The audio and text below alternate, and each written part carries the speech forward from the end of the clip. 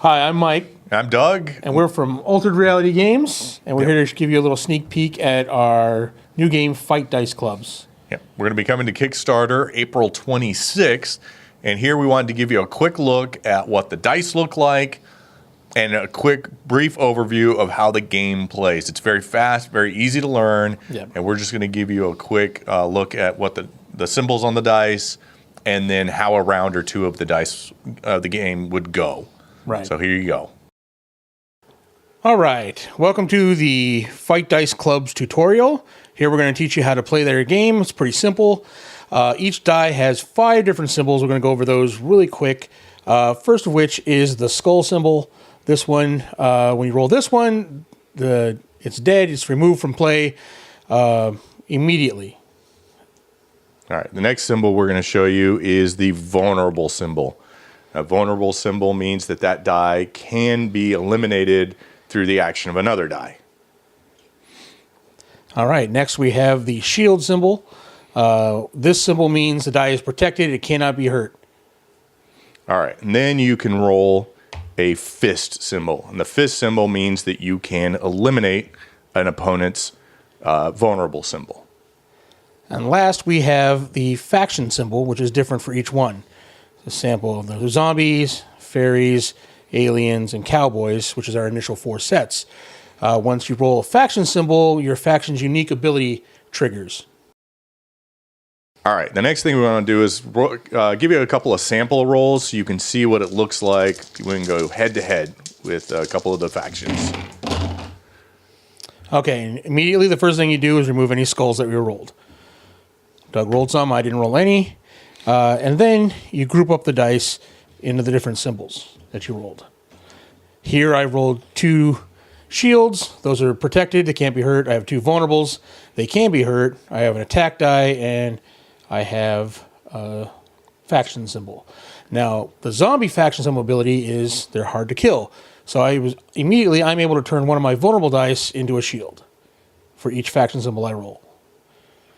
Doug rolled a alien faction symbol, and their special ability is abduction.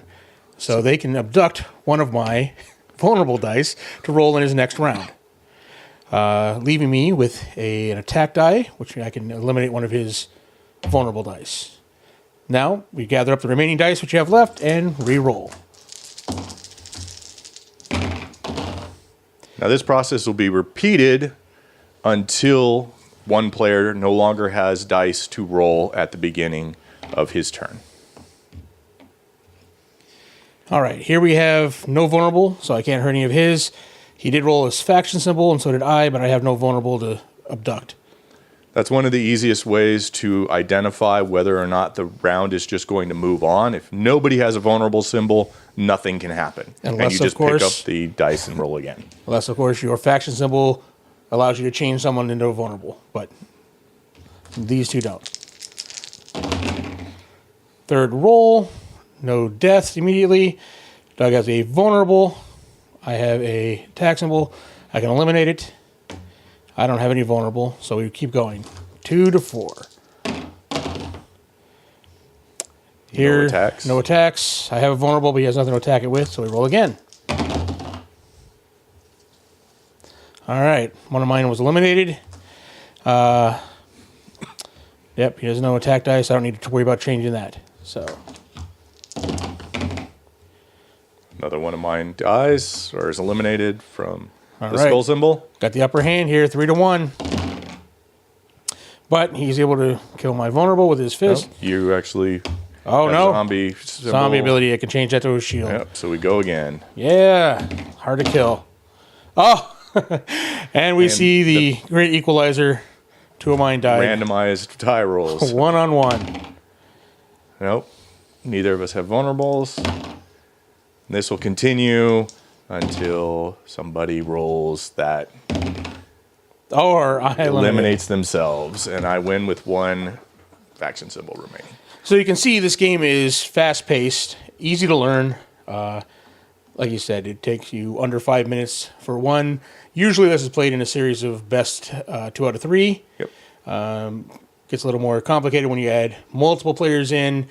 Then you take turns with initiative going around, but it's pretty much the same deal.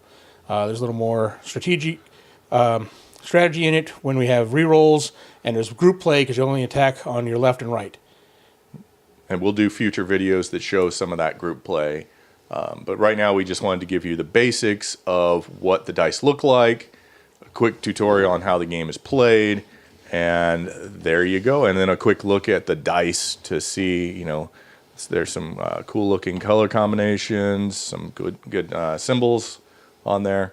And each faction has a unique ability, which is really neat, kind of sets it apart. So you can decide which faction you want to play, which play style suits you best. All right, well, that was a quick overview of how fast and easy it is to learn to play this game. We'll be putting the full rules up online soon. Yep, so we'll have a link below to our website. Yep.